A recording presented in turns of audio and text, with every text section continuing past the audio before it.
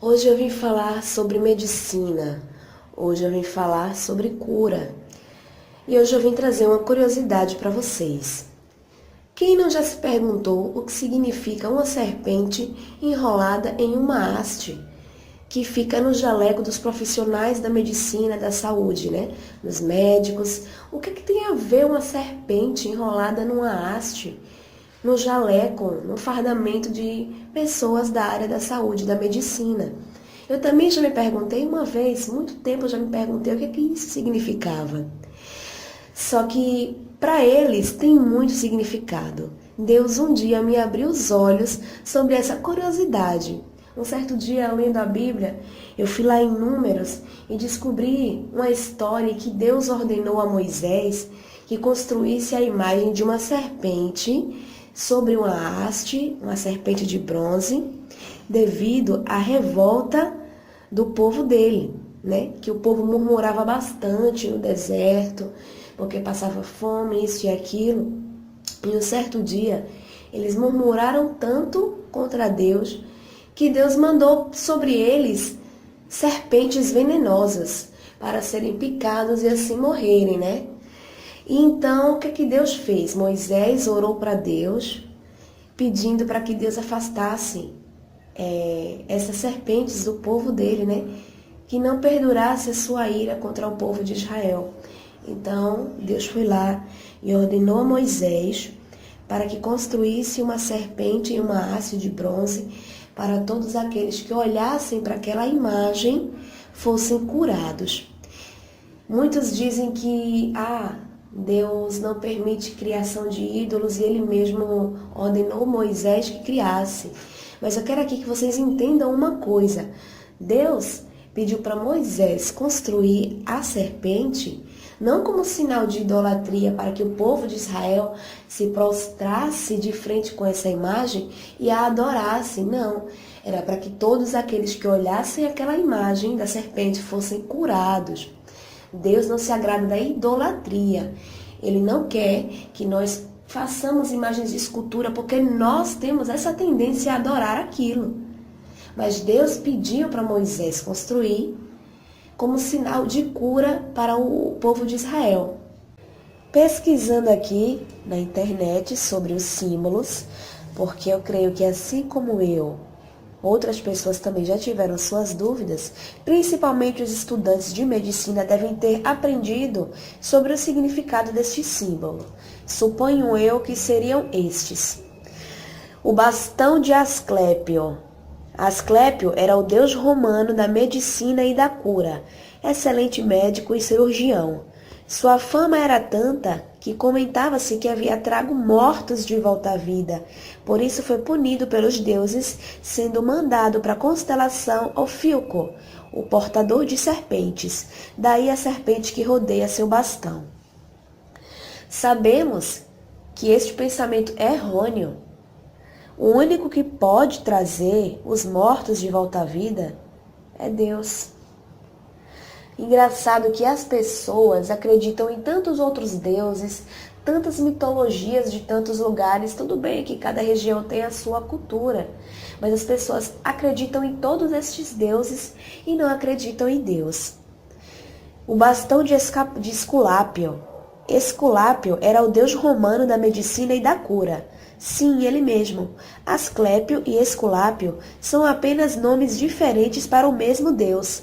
Em sua representação pelos romanos, ele carregava sempre um bastão de madeira com uma serpente enrolada, o que ficou famoso como o símbolo da medicina da antiguidade até a confusão com o caduceu de Hermes. Mais uma vez aí, né, as pessoas fazendo referências à tradição, né, romana aí. Tem também o caduceu de Hermes, que é o símbolo que vocês estão vendo aí de duas serpentes, né, entrelaçadas. Hermes era um deus grego, filho de Zeus e de Maia. Com o passar dos anos, ficou conhecido como mensageiro dos deuses. Deus do comércio e negociação, dos diplomatas e ladrões. Portava o caduceu de Hermes, um bastão entrelaçado com duas serpentes. Além disso, o caduceu de Hermes apresenta um globo dourado no topo, representando a luz equilibrada.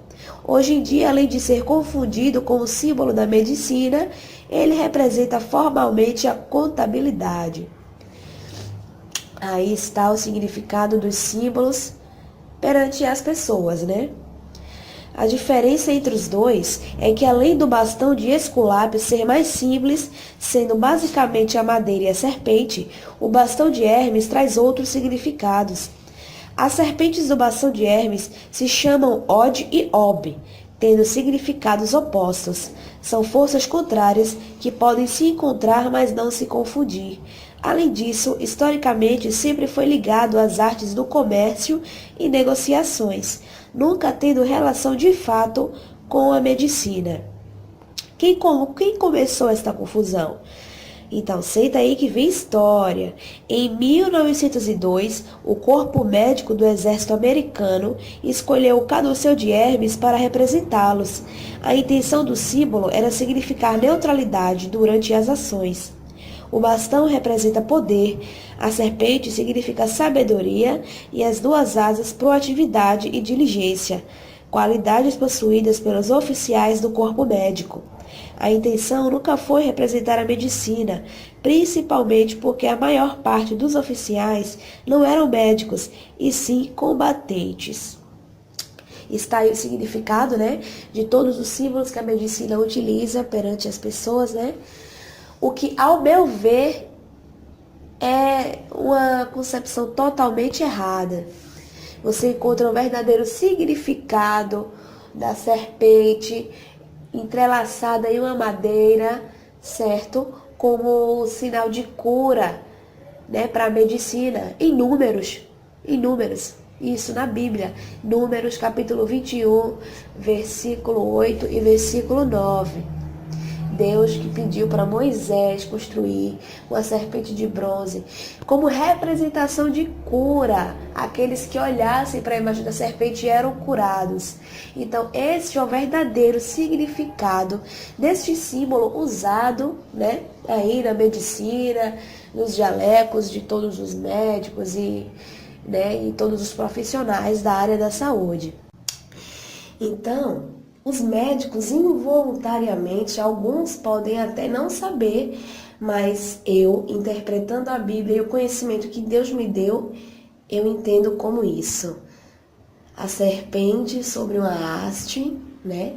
Sobre a madeira, enrolada na madeira, como vocês queiram pensar, para mim é sinal de cura, porque foi assim para o povo de Israel. Aqueles que olhavam para aquela imagem eram curados do veneno das cobras. Então, a medicina tem tudo a ver com cura. Então, nada mais justo do que colocar um símbolo que traduz a cura, que nada mais é do que a serpente de bronze, que significa cura. Vocês podem conferir na sua Bíblia aí também. E muito mais do que isso, eu venho trazer agora uma palavra para vocês que fala sobre os médicos, né? Que devemos sim confiar no trabalho dos médicos. Então você que encontra, que tem neste momento algum parente, algum amigo que esteja em situação difícil no hospital, que vocês acham que não tem mais jeito, saibam que para Deus tudo tem jeito, porque Ele é o médico dos médicos. Ele é o médico dos médicos e capacita aqueles que estudam a medicina para poder também fazer algo para a cura das pessoas. E a Bíblia fala sobre isso em Eclesiástico, capítulo 38. Eu vou deixar os versículos aqui discriminados para vocês acompanharem. Fala o seguinte: honre os médicos por seus serviços, pois o médico também foi criado pelo Senhor. Do Altíssimo vem a cura, e o médico recebe do rei o pagamento. Meu filho, se você ficar doente, não se descuide, suplique ao Senhor e Ele o curará. Depois, consulte o médico, pois ele foi criado pelo Senhor. Não o afaste, porque você também precisa dele. E há casos em que a cura depende somente dele. Então você que tem alguém doente, ou se você mesmo está doente, creia em Deus, peça ajuda do médico dos médicos, peça ajuda ao Senhor, porque dele é que vem o poder da cura. E confie também no seu médico, se ele fala para você tomar determinado remédio, se ele fala para você proceder desse jeito, é porque ele sabe, ele tem o entendimento e Deus dá o entendimento para ele, porque a cura vem dos céus. Então, como a Bíblia diz, suplique ao Senhor e ele o curará. Mas também consulte o médico, pois ele foi criado pelo Senhor. Não o afaste, porque você também precisa dele. Que todos fiquem com Deus. E se você gostou dessa mensagem, compartilhe com seus amigos, se inscreve no canal e fique por dentro de tudo que acontece aqui. E me ajude a espalhar a palavra de Deus para mais pessoas. Que Deus os abençoe.